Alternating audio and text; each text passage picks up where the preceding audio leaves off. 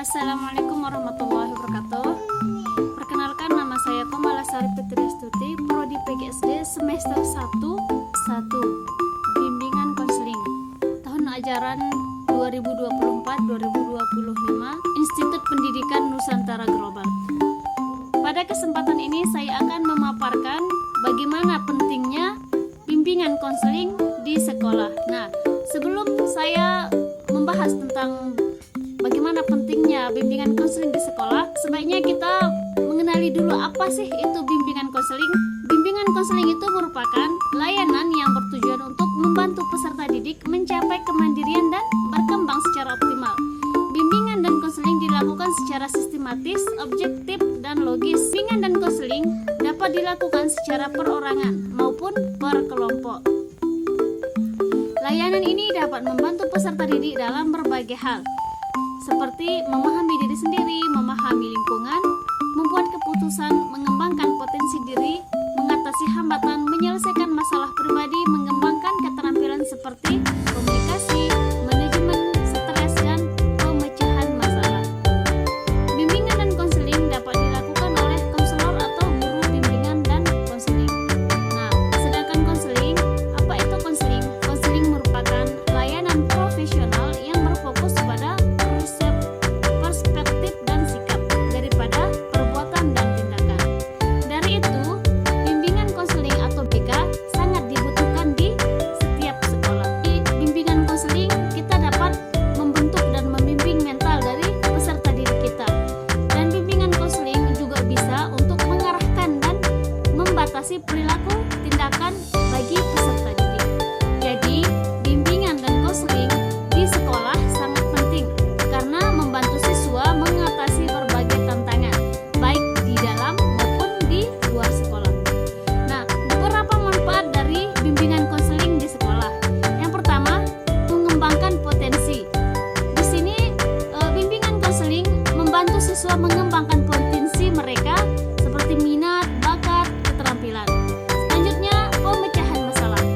Di sini, kita sebagai guru bimbingan konseling membentuk karakter, membantu siswa dalam membentuk karakter yang baik seperti keterampilan berinteraksi secara positif dan kemampuan mengelola hubungan.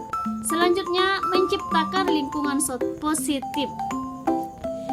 Kita membantu peserta didik menciptakan lingkungan sekolah yang positif dan inklusif. Selanjutnya, mengatasi masalah. Bimbingan konseling membantu siswa mengatasi masalah pribadi, sosial, dan akademik seperti bullying, konflik sosial, dan masalah kesehatan mental. Selanjutnya, merencanakan masa depan. Bimbingan konseling kita bisa membantu siswa merencanakan masa depan yang sesuai dengan potensi mereka, seperti perencanaan akademis dan karir. Terus, mendukung perkembangan holistik. Nah, di bimbingan konseling yang ini kita bisa membantu siswa berkembang secara holistik sehingga mereka siap menghadapi masa depan dengan percaya diri. Menjalankan tugas sebagai guru bimbingan konseling, kita harus memahami dan menerapkan kode etik profesi yang seperti menjaga kesehatan siswa, menjaga kerahasiaan siswa, berperilaku dengan integritas dan profesionalisme, serta memprioritaskan kebaikan dan kepentingan siswa.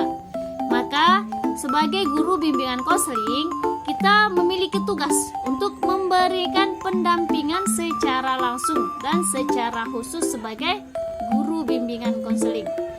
Di sini kita membantu peserta didik memahami lebih dalam bagaimana dirinya sendiri dan lingkungan sekitarnya dan orang lain, sehingga persahabatan yang erat dan efektif.